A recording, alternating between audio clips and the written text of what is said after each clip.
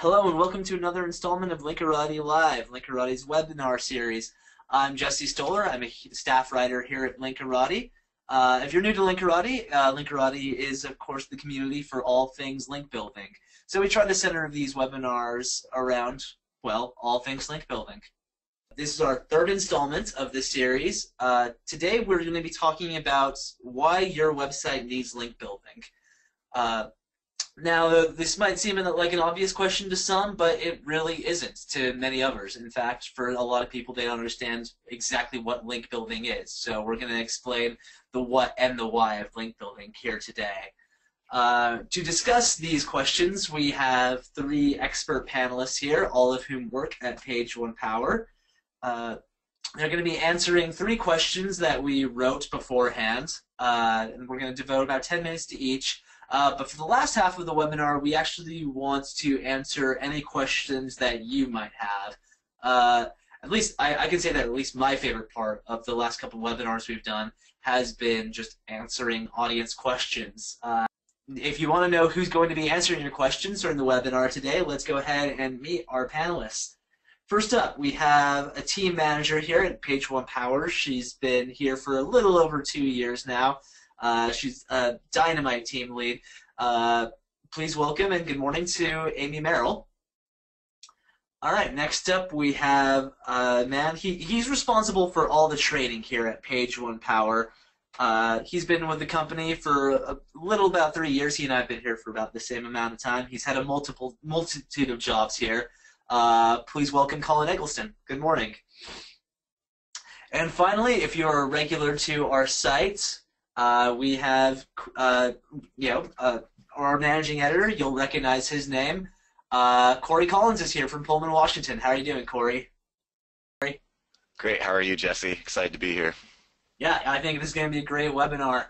But without further ado, I just kind of want to get into the questions. I'm sure you want to hear these answers as well. So let's get started. We're going to start off with Amy Merrill, and here's our first question. How does link building compare to other online marketing? And when I say online marketing, I mean anything from email marketing to social media to content marketing. How does link building sort of fit within that spectrum? Well, Jesse, I'm actually going to start off just by slightly nitpicking this question, mainly because I would argue link building doesn't compare to other online marketing. It actually complements online marketing. One of my coworkers, his name is Andrew Dennis, recently wrote an article in Linkarati where he referred to it as collaborative marketing. And I love that phrase. When I think about link building, I think about basically taking other great strategies like PR or social or content creation and thinking about how we can use link building to make it better or to kind of go behind those strategies and pick up links as they kind of naturally come into our path. Yeah, that sounds great. Colin, do you have anything you want to add to that?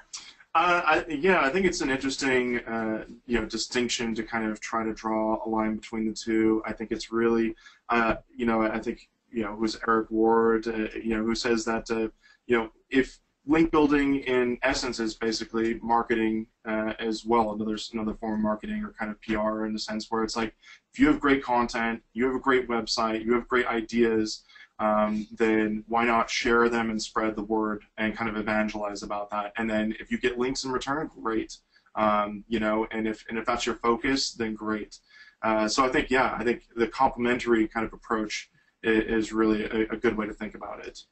No, I really like that answer. And Eric Ward has been saying that for years. There was a great inbound discussion sort of revolving around this idea of not necessarily PR, but the idea that, look, all you're doing is you're presenting your value of your website to other websites. So in that sense, isn't link building really just sort of promotion? I'll put that to you, Cory.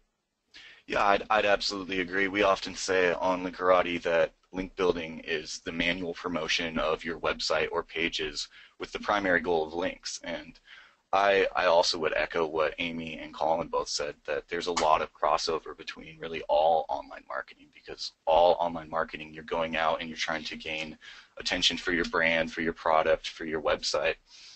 And the more attention you can gather, the easier it is to build links. The more people have heard of you, the easier it is to go out and say, hey, look at what I have here. Wouldn't you love to link to it? And that's really what link building is. It's just going out and telling people why they should be linking to you. It's kind of like, I think Colin mentioned this, what Eric Ward said, what would happen if all people were aware of all things online? Well, then everyone would link to where it was appropriate to link to. But the reality is there's so much noise online that you really have to go out and manually promote what you're doing, or no one's ever going to know. Yeah, I mean, if you don't have links to start out with, then no one is going to find you in organic search, which is where the majority of internet traffic flows through. So it's sort of a catch-22 in that respect. I kind of want to stick to the question in this respect. I think we all know, everyone in this room, and certainly many of you listening are aware that content marketing is maybe not the buzzword of the moment, but it has been for like the last 2 years that everyone's really talking about content marketing. There's been sort of a conflation of the two, content marketing and link building, and I don't know if any of you want to take this first, but why is that wrong? Why are the two not the same? I mean, I don't think that you always have to have content marketing when you're link building. Like there's not always, when you're link building, there's not necessarily always content involved. Because sometimes you could just be like, if you're a dentist or if you are a local coffee shop, and maybe you just want to get your shop added, your name, address, and phone number, and your link to your website added to a local directory or to a Yelp profile or Yellow Pages, then there's not necessarily a lot of content being promoted with all types of link building. But I think that a good link building strategy, I think that content marketing and link building can go really hand in hand. And you can earn lots of really good links with good content, and especially if you promote it well. Yeah. Absolutely. I think that link building and content marketing really got conflated when the Penguin algorithm was released. A lot of the spammier, manipulative tactics that people were using back in the day to build links suddenly were no longer viable, and in fact more apt to get your website punished than ranking higher in Google search. And so suddenly it was, how do I get links? And one of the safest ways to go about getting links has always been using content, creating really compelling content, and going out and letting other websites know about this compelling, creative, good content that you've created and trying to build a link back to it. And so suddenly people were conflating content marketing and link building because it seemed like the only safe way to get links was to go out and use content marketing, which really isn't true. As Colin said, there are 1,000 ways to get links online, and content is just one of those. But I think conflating content marketing and link building is kind of a mistake anyways, because content marketing is much more about disseminating messages across the online spectrum as opposed to building links. And the two actually really, really complement one another, because if you build great content and you have your content marketing team focused on only creating great content, and then you have SEOs following in the wake of that, or even leading the charge and saying, here's the kind of content we need in order to build great links, there's a ton of opportunity online to build great links and build an audience and have both of those goals align. But I don't think you should ever approach content marketing specifically from a link-only mindset. It shouldn't be a strict link-building activity. Otherwise, you're going to end up creating terrible content. Yeah, no, I absolutely. There's no question about that. And the fact of the matter is that link building, in my mind, complements pretty much every form of online marketing, because no matter what your efforts are primarily focused on, like link build or like content marketing, email marketing, social media, you're going to have opportunities left on the table that link building can get those links that you've left on the table. Colin mentioned briefly mentioned sort of link earning earlier, which is a great segue into our next question. I'm going to have him answer this first. Colin, what is the difference between link building and link earning? What sort of link acquisition should our listeners be pursuing in 2015? Sure. As far as I understand it, my definition of the difference between link building, link earning, is if you have great content and you let people know about it, you don't necessarily have to ask for a link in order to get links. And if your content is striking and it's shareable and it's tweetable and you can, even hashtagable, if that's even a word in 2015, it sure it is now. So you don't necessarily have to ask. It removes the asking part. If you're ever asking for a link or asking for some sort of promotion, I think that's part of the difference between the two. But I think that if your site is interesting and people want to go there, then it can earn links passively as well, because I can't tell you how many times that I've just been kind of surfing, through places that I really, content marketplaces that I really enjoy, whether it's about like tech or video games or movies or films, and I find some good content or I find a great site. No one asked me to link to them, and no one asked me to do that, but I'll share it out on my blog or I'll share it out on social media, and I'll link to it naturally, just as a consumer of web content, just as somebody who's participating in the community online. So I think that's an important distinction. I think the other thing too is in 2015, I think the way to go, the focus for a good link building campaign is to focus on your brand in 2015. Get the brand awareness out there, and I think that's going to really help with link building as well. So focusing on your brand, getting your brand out there, getting social is a good way to earn links in 2015, and I think that's going to carry us on to 2016 and beyond. That's a great answer. But when you're talking about like when you peruse the web for like movie sites, everything you just said, and you find content on there, and you might link, if you had a personal site of your own, you would link to it, etc. That's great. Like that is everyone's utopia of web marketing. Unfortunately, that's not always plausible, right? Amy, do you want to take that? Yeah, absolutely. Well, and to kind of build on what Colin was saying, when I think about link earning, I think it exists a little bit separately from link building. When you earn a link, it's not necessarily the people that fill my office that are earning that for you. It's your brand, it's your product, it's your website. The link building is what we physically go do to take these opportunities you've created with your brand, your website, those things, and get that link for you. Yes, Colin is describing more of a utopia, so the unfortunate reality, or maybe the fortunate reality, is that when you do have strong branding or a great product, the internet kind of does some of the work for you. Other people will mention your brand or mention your website, and then the link building comes in when an individual, like many of the people that work here, go out and reach out to the person that made that mention and say, hey, thank you so much for talking about our brand. Would you mind also giving us a link back? And in terms of link acquisition in 2015, the mention strategy is one of my most favorite and one of the most natural ways to earn links. Yeah, someone's writing about your brand or you're already online, like that, the work is pretty much halfway done for you already at that point, I always like to say. And like there's a great article about this on Search Engine Watch by the CEO of Page One Power, John Ball, where he talks about, look, link earning is great. Like, bless you if you're able to earn links, but for every link you earn, there are 5 more worth building. It's a great post. Cory, do you have anything you'd like to add to this discussion? Absolutely. So we often say at both Page One Power and Linkarati, we talk about link building is going out and getting the links you deserve, right?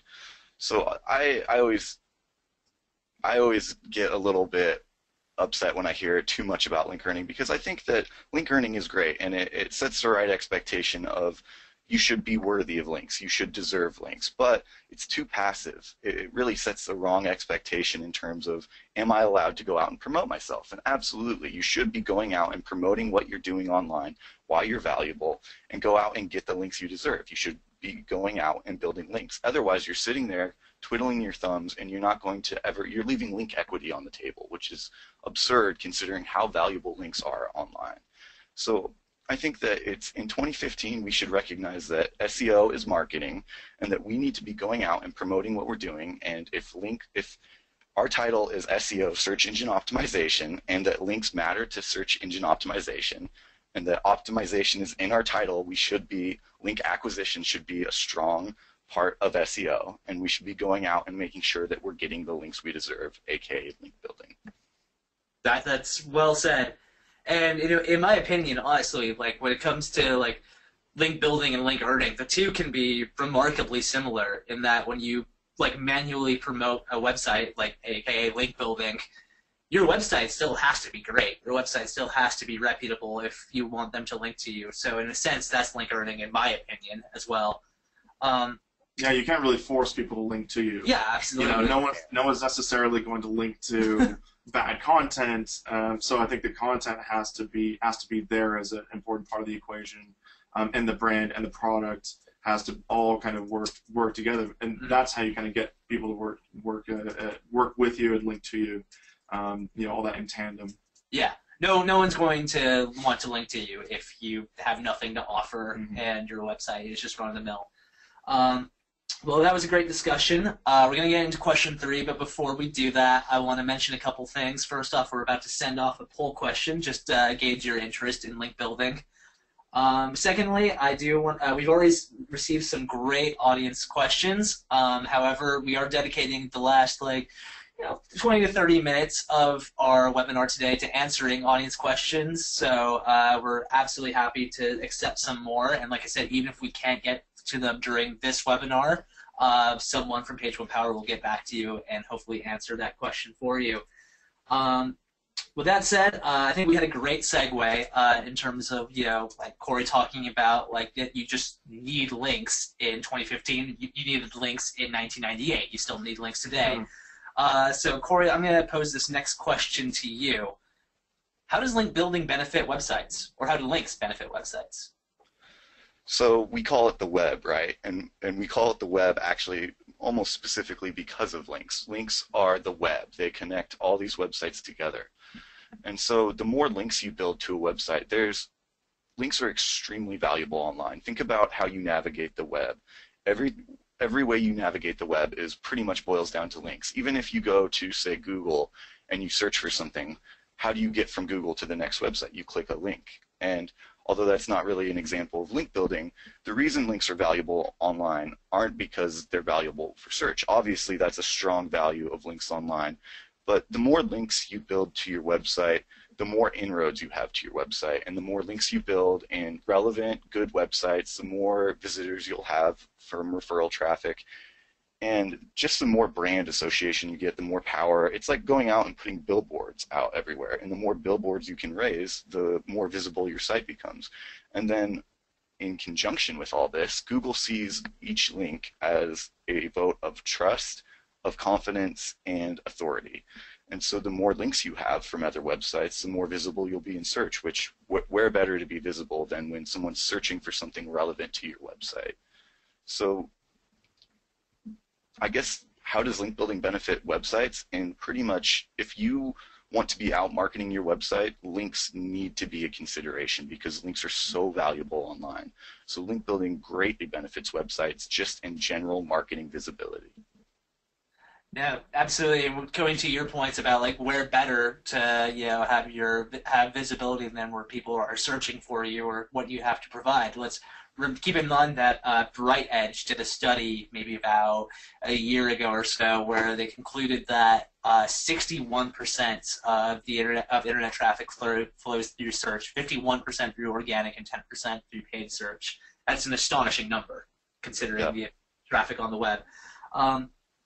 Colin, Amy, do either of you have a follow-up to what Cory was talking about? No, I think that's. It's pretty much nailed all the points there. I think that we get caught up in this game too much. I think it's so easy if you're a website owner to get caught up in the game of, oh, I just need thousands and thousands of links to my site, and then I'm going to rank number 1, and then I'm going to be a millionaire and retire in Tahiti. But I think that that's the wrong way to look at links in a lot of ways. I think that the most valuable links aren't just a million directory links that you can get, you can buy from someone on Fiverr or something. But I think that, like Cory was saying, is that the links the links have to kind of speak for themselves, because this is a tool that humans, we forget about the humans. This is a tool that humans use to navigate to your site, to discover you, discover your content.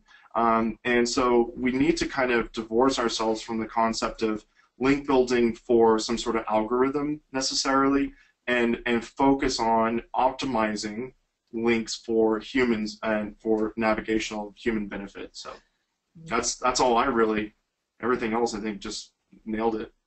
No, and it's absolutely true. And even some links on amazing authoritative websites like Wikipedia no follows all of their links. Mm-hmm. I mean, if you're a brand, though, I mean, like, you want to link on Wikipedia no matter what. I mean, yeah, as long as it's relevant, obviously. Amy, do you have anything you'd like to add to this particular topic? I think they covered it so well, but I can't help but add just one last thought. And, you know, ultimately, when we build links, I think a lot of times we think about a link as one little piece, right? But it's all the little pieces that go into that link that make each link good and make that benefit really tangible to your website. And by that, I mean things like the anchor text, which is great for your crawlers, but also great for your audience. And it's about the page that you're linking to and the neighborhoods that you're creating as you're building these link networks. Well, networks is a weird way of saying it. No networks. Don't No, we are not advocating VPNs here. Yeah. No, but all of those little elements create a valuable link, and those links and the inherent value of those little pieces will benefit your website tremendously. Yeah, even those like little minute characteristics, minute in quotes, like anchor text, you're absolutely right. They benefit your website. But I think there's something that you touched on just very briefly there, just like everything that goes behind the link. There's so much more to it. Because you're manually promoting your website, you actually have to talk to another webmaster. And so apart from just, you know, the link out of link building, aren't you also getting a great relationship with other webmasters in your niche, right? Yeah, absolutely. I think that I think a value too that it's easy to overlook with earning lots of links and building relationships is that relationship value, is that human to human contact, because websites don't link to each other. You know, people link to each other. I think is one of my favorite sayings. And I like to you know, when I'm training a new hire here at Page One Power, and somebody is taking our new hire training course, and that's kind of one of the first things that one of the first concepts that we really try to get across, especially when we're teaching outreach and the fundamentals of outreach and the fundamentals of site promotion, is that forget about the website, forget about, you know, the website that you're contacting to. You're not talking to that website. You're talking to the person behind it, and that can really pay dividends too down the road. If that person then, yeah, you might get a link from them, but you know, maybe the more important thing that you get from them is this relationship down the road where you can share content and do brand promotion, and maybe, you know, turns into other forms of advertising that isn't just online. Maybe it's a community involvement, maybe it's a sponsorship. So that relationship is almost always going to be more valuable than a link in this sense. Certainly has the potential. Yeah. Yeah. Absolutely. Just to chime in there too, you have to realize that each person that you build a relationship with and then convince to link to your website, they have a platform that they're using online to spread information, right?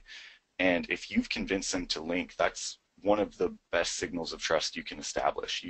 They're saying, yes, it's worth my audience's time to share this link with them, and I'm even sending people away from my own site to look at your site potentially. And so when you convince another person with a platform to link to you, I mean, you've basically just created a brand advocate there that who knows what could come from that relationship. Nothing but good, hopefully. Yeah, absolutely. I mean, if they are willing to link to you, and they're absolutely, I'm sure they're willing to partner in other ways, whether offline or online. There's no question about that. Well, I think that was a great answer. All around, that was a great answer to that question.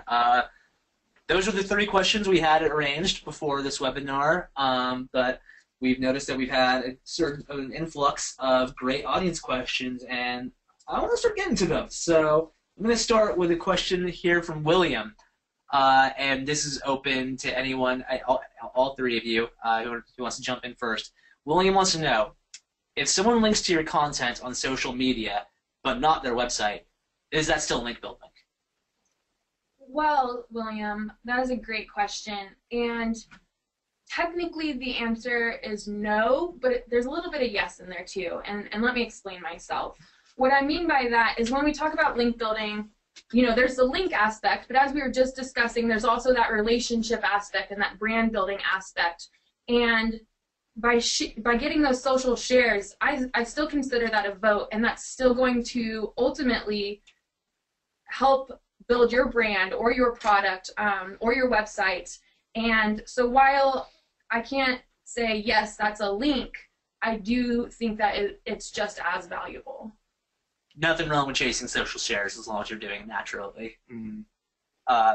But no, there's no reason to believe that would provide any sort of link equity. You know, Google was blocked from Twitter. I mean, I know there's like developments on that front. I'm not 100% clear on how that's where that's going, but you know, Twitter, Facebook, other social media platforms, they can just shut Google out whenever they want to. So that's why they don't really incorporate social signals in the algorithm. Colin, Cory, do you have anything you wanted to add to that? I was just going to say, I mean, that's still something that's important too. You know, I mean, Nike, you know, like a brand as powerful as like Nike or Coca-Cola, like I'm sure everybody in the room, I'm sure, you know, most people in the U.S. are familiar with those two brands. They, at that point, at that market saturation, they don't just say, you know, okay, I'm done. I don't need to promote my brand anymore. I don't need social visibility. You know, we're good. We're good. We're just going to kind of ride on that. No one ever says that, even if you are a giant in the industry. So I think there's a lot of value to social shares, or even, you know, even that content share like that. Even if it doesn't necessarily have a link equity value, it's always going to be a promotional value. And it's just a great platform to engage with your customers. And yeah, why not? Yeah, absolutely. Yeah, I'd echo that and say that although our primary goal would be links on other websites, not social media, I know that whenever we do a content outreach campaign, social shares is definitely a metric that we watch, and that it's part of our goal when we outreach to other people. We want them to share it on social media because that's a signal of trust. Even if Google doesn't use that currently in their algorithm, the more we can get it shared and visible on social media, the more likely other people are to link to it. So it's definitely something we keep in mind, although it's not the primary goal. No, absolutely. But yeah, it's a great signal of trust, and it can get you great traffic. Some of the best traffic we've ever had on Linkarati is because of just one person just tweeting out like one of our resource guides or anything like that. So social shares are definitely still powerful. And you're welcome for that, by the way. Yes, it was Colin was the influencer. Yeah. All right. So let's get to this next question. It's a two-parter. I'm going to start with just the first question. I hope I'm pronouncing this right, Catronel. This kind of goes into something I think I briefly touched on for just momentarily. Follow versus no-follow links. When and how do no-follow links provide value? Oh man, that's a loaded question. that old chestnut. No, I think that there's a couple ways to kind of attack this. I'll just kind of choose one and then leave it open for everyone else. But so with no-follow links, if you weren't a link builder, if you weren't an SEO, and maybe if you weren't a site owner, you would have no idea what the heck a followed link is or a no-follow link. If you're just a consumer, the average consumer of the web, you would never even know they existed. And so I think that they always have value.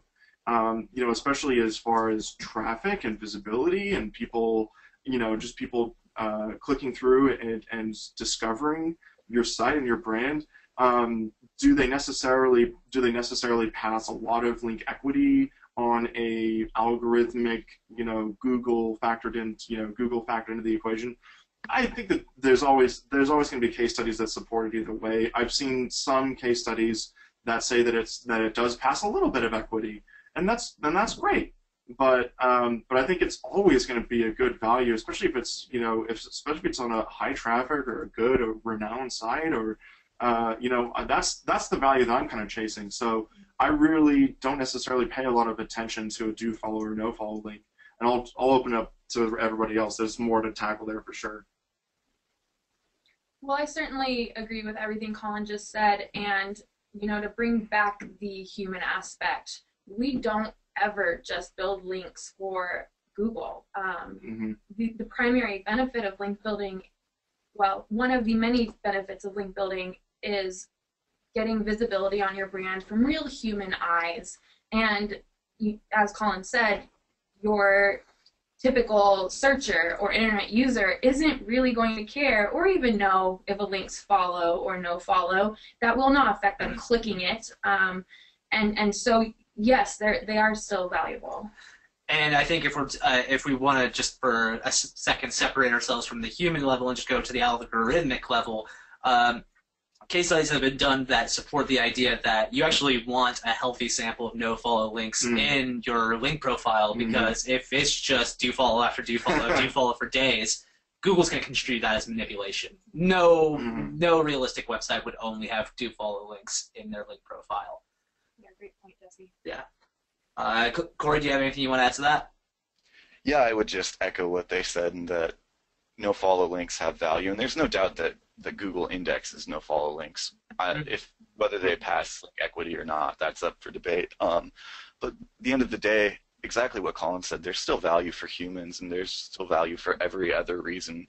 Even if a website links to your website and no-follow, all they've really done is said to search that maybe this isn't a link I fully trust, which I think that the use of no-follow tag has gotten a little out of hand in recent years, but that's not really here nor there.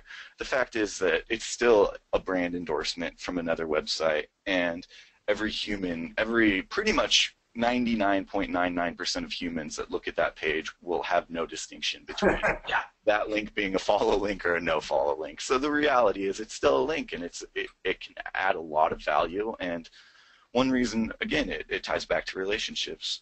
If that person linked to you with a no follow tag, that's the beginning of a relationship. So who knows where that could go?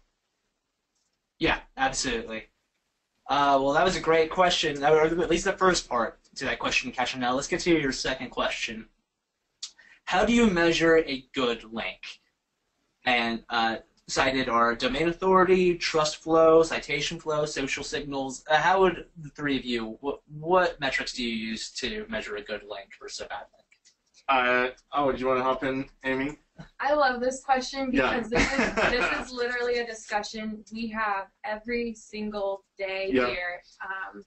And one of my preferred ways to think about it is you have a list of metrics you can look at, right? And not all of those metrics will apply to every link. In fact, it could be more of an apples and oranges situation because not all links are built the same, or not all clients have the same goals. So you have to kind of take all of these metrics and pick out the ones that apply and base it off of those things. And to give you an idea of what those metrics are that we're looking at, yes, DA, of course, can fall in there, but I really like to look at PA. I also really like to look at the anchor text, the words surrounding the anchor text, the placement on the page, and the link neighborhood that exists around that link. If you get a link to your client on a resource page, for example, that is full of other links that are 100% relevant to the industry or the product that you're trying to exist in, that's going to be a great link. And then the final thing you want to look at is what is the human value? Are your searchers going to want to click that link? And when they do click it, will it take them to the page that they expect it to? And that's a big one. You don't want to send people off into the wrong direction because that's going to ultimately hurt your brand. Yeah, absolutely. If you build a link and it leads to a completely unnatural page, users are going to be completely turned off.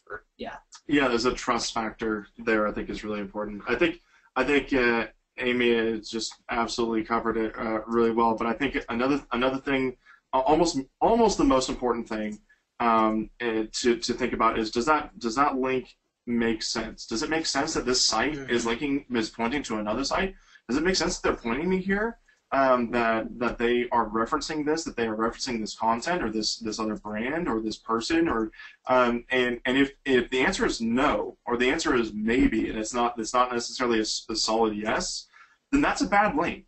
in my eyes. If it does not make sense, and if it if I get confused with why they're linking me to this other place or trying to send me to this other thing, then that's a bad experience as a community member, as someone that's consuming their content, and that's a bad experience as just algorithmically too. So I think it, does it make sense? And that's a really good question to kind of start with, and then you can look at a lot of the other things, the metrics, the traffic, the social, all that fun stuff.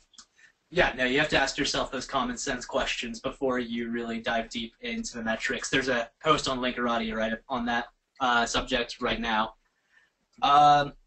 Cory, do you have anything you want to add to that? Yeah, I absolutely agree with what these two said. I think as SEOs we can get a little bit caught up in metrics and math and thinking that the reality is we don't know what Google's algorithm really consists of. There's just, at the end of the day, there's no way to really know. And so we have these third-party tools telling us things like citation flow, trust flow, DA, PA. And while those are good markers to keep in mind and to watch, I think at the end of the day, the best way to do it, to really check, is this link good, is to sit down and explain to another SEO or to your client or to whoever has skin in the game and say, this is why this link is good. And if you can say that and you can be convincing and you can explain it in human terms, then I think that's a good link, period. If you struggle at all, then you're definitely getting into SEO on building links for the algorithm type situation. Yep, that's well stated, Cory. Maggie had a similar question to this, so maybe we can briefly just touch upon this.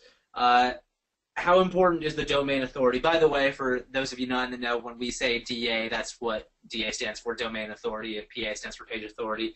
How important is the domain authority really on a site you're getting a link from? What does that actually represent?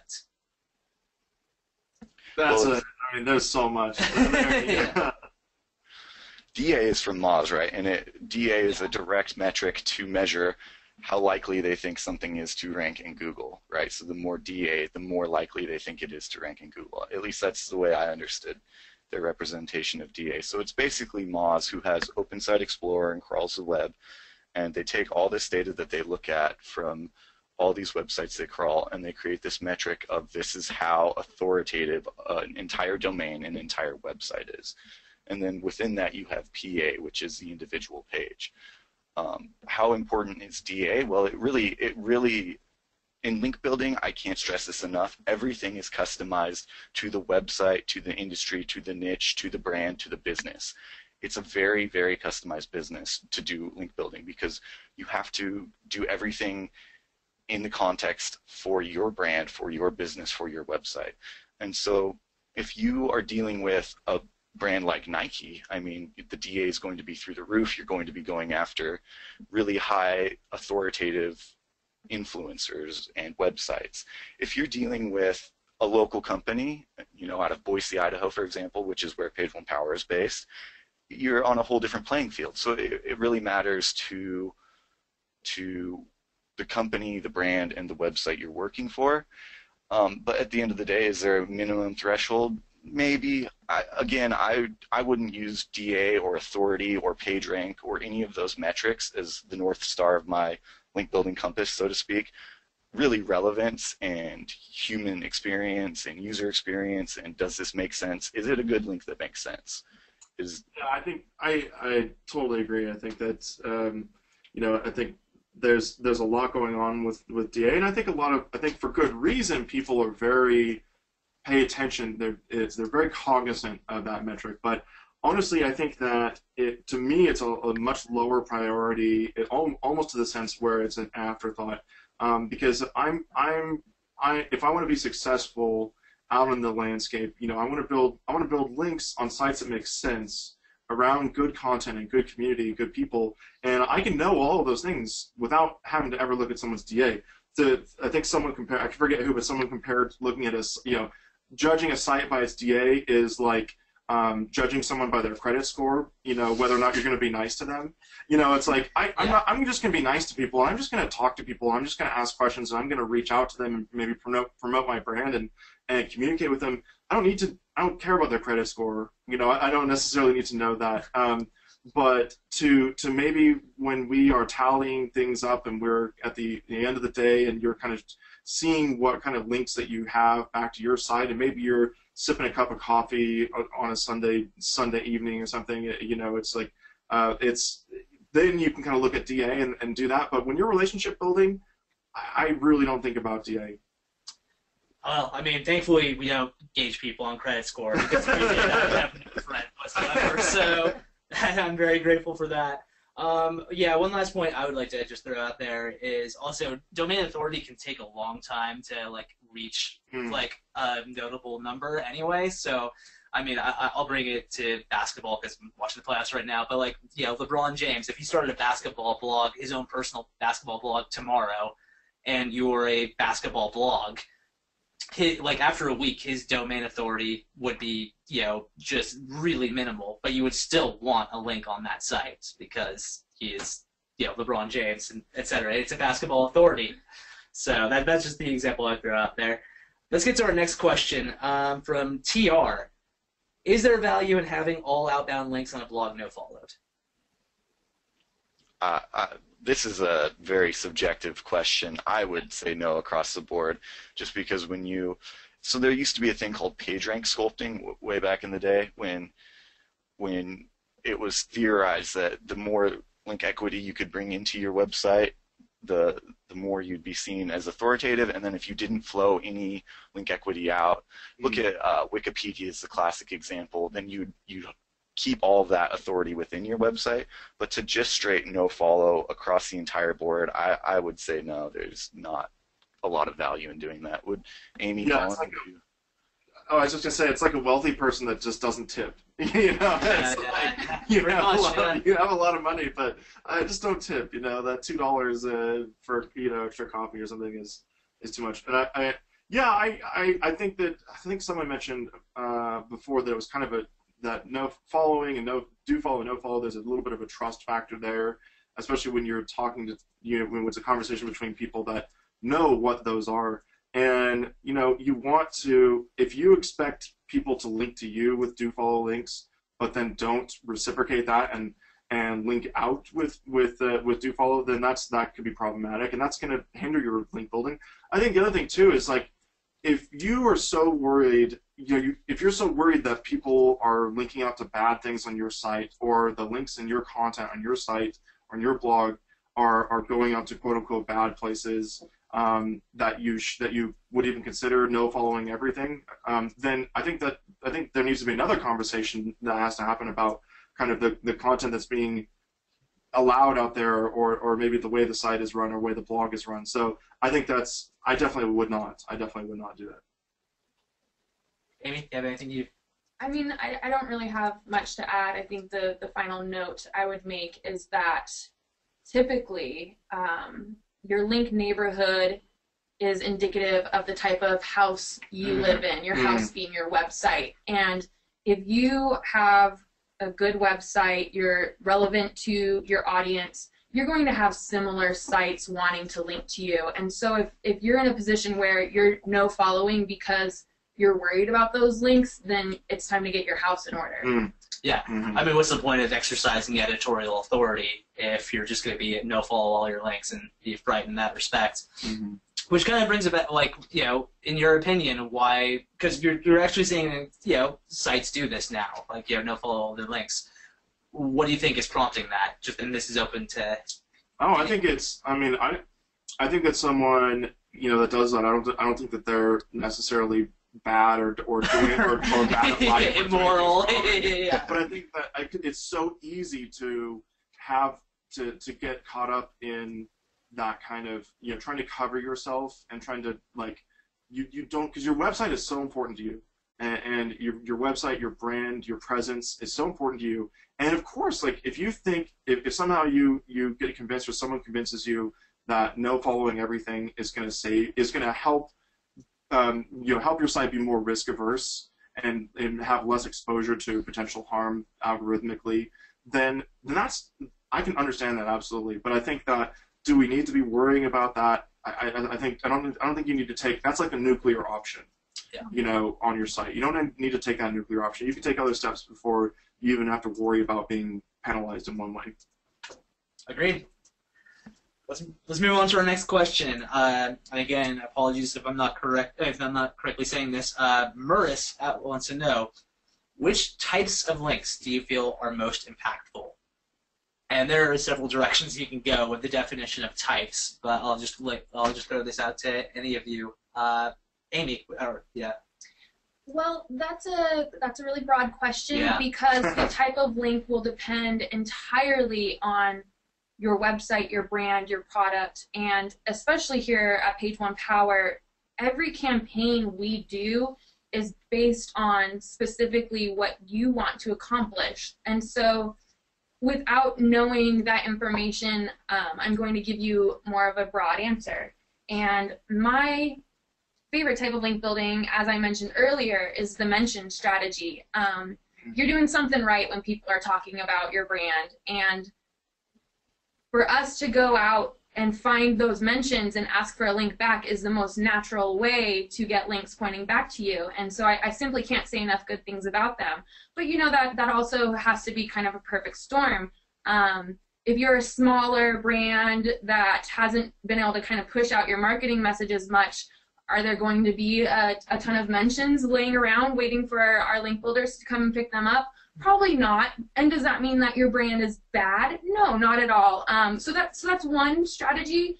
Another strategy, which I think works a little bit more for a wide range of sites, is content creation.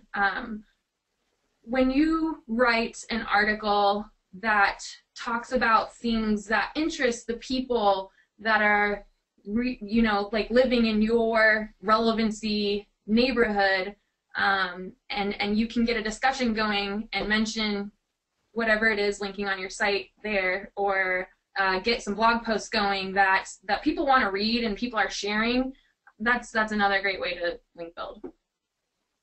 Yeah, no, absolutely. Colin, Cory? I would just say that, like in a short answer, is that the most important link to me is one that makes sense. But I think that also are not black hat links. Like a most valuable link to me is going to be one that I didn't have to buy or purchase through Fiverr or purchase through a spammer, or put a scraper on my site and steal content and things like that. So those are the links that are most important to me. But I think Amy really brought out the point really well there. So that's all I have to add. Yeah, I would agree with that. I think that the value of a link will always boil down to what's your goal as a website, and there's a few different primary reasons a link can be really valuable. It can be really valuable in search, it can be really valuable for referral traffic, or it can be really valuable for building a relationship. Those would be like the three subcategories and I'm sure there's more because I'm kind of speaking off the top of my head here, but if you build, for example, a link that's going to be really valuable as a relationship, maybe you build a link on this website that's not going to be the biggest, most impactful link for search, but at the end of the day you build a new brand advocate, and every time you turn around this person is promoting you in some meaningful way, and you get a lot of new business from that. Same with referral traffic. Maybe you get a Nofollow link, for example. We talked about that. And this Nofollow link has maybe zero value for search, but it's flowing referral traffic like crazy. And say you're in a business where just one new customer equates to thousands of dollars. If that referral traffic is converting highly, I mean, you've just potentially made thousands upon thousands of dollars just from one Nofollow link. And then on the other hand, you could have a link that kind of lives off in the corner of the web that not a lot of people see, but for whatever reason search, it's really valuable, and it leads to better rankings, which, as we know, drive more revenue. So there's a variety of reasons that a link can be powerful, and I think that you shouldn't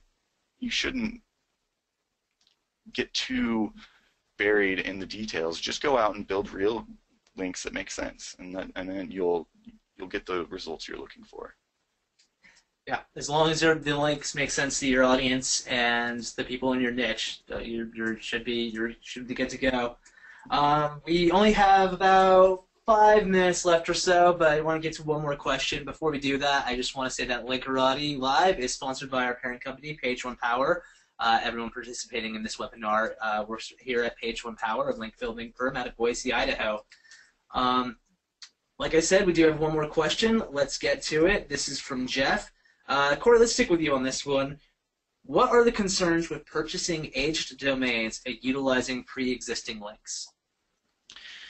All right, so the concerns with purchasing old domains with a lot of links, and then I'm assuming you're either going to rebuild that site or 301 it to your site. I believe Google's spoken a bit about this, but they can actually tell when a domain's up for sale and in theory can track. And John Mueller talked about it at one point in a Webmaster Hangout, because someone asked the theoretical question of what if I bought a spammy domain and 301'd it to my competitor, and he, without hesitation, responded that Google would know that happened and would track that and it wouldn't tank the competitor's rankings. So I think anytime you do something like that, I think you're going down the wrong path. You're looking to how can I manipulate the algorithm as opposed to how can I build something of value and get real people to link to me.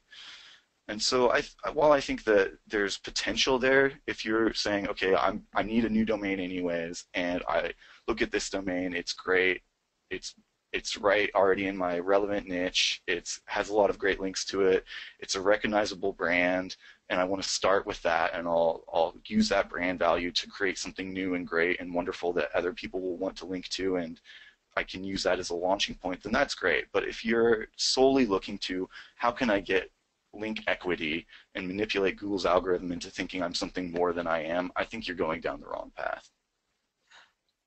No, absolutely, Cory. I think we can.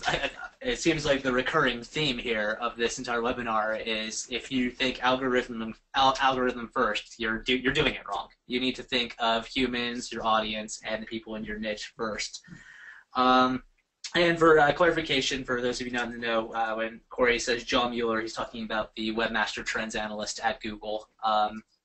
He does a video series on Google Hangouts.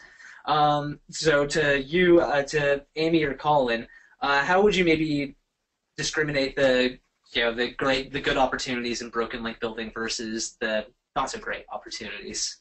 Yeah, I wouldn't really. I mean, the worrying too much about if the domain that I just bought has good authority, pre-existing authority built off of whatever history that it had. I definitely wouldn't worry about that too much. I mean, it can be a nice bonus, kind of like what Cory was saying, is that if the pre-existing links and the niche is there and the name is there and it's in my niche, it's in my content neighborhood, and the links are links that I would have wanted to get anyway, then that's a great bonus. That's kind of like buying a house in a good neighborhood, right? It's like, oh, okay, awesome. I can walk to the store, it has good schools, it has good everything, right? So okay, so that's part of it. I think the second part is that worrying too much about. I think we need to spend more time on building up our own brand and making our brand, making that great, rather than trying to maybe build off of something else that's already there. So if you came across it kind of naturally, or if it just kind of was happenstance, you found that type of domain, great. But I'd rather just, sometimes it's good just to start fresh. Start your own brand new domain and just go from there. It's a bit of an uphill battle, even if you're LeBron James, kind of starting your own website. Yeah. You're going to start from a low DA with no links, but hey, you got to start somewhere, and then from that point forward that every single link that site, that domain gets, you earned, and that you participated in that. And so I think there's something to say about that. And I'd like to add a final word of caution, and that is, if you're looking for a way to gain quick rankings, you're going about it all wrong. Yep. Especially in link building. Link building does not happen overnight. Man, it doesn't even happen in a week or a month. I mean, it's a long-term engagement. And I read an article yesterday that really resonated with me, and in that article, the author specifically said, you can tell a good link building strategy by its scalability. If it's easily scalable, it's probably a bad tactic. And just always keep that in mind, regardless of what you're doing, whether it's buying a domain with pre-existing links or you're looking to build your own links. You always want to be careful about anything that seems a little too good to be true. That's a great quote, Amy, even though I didn't write it. And also, I like that was your third house or credit score reference, Colin. Are you buying a house at lunch or something? Or...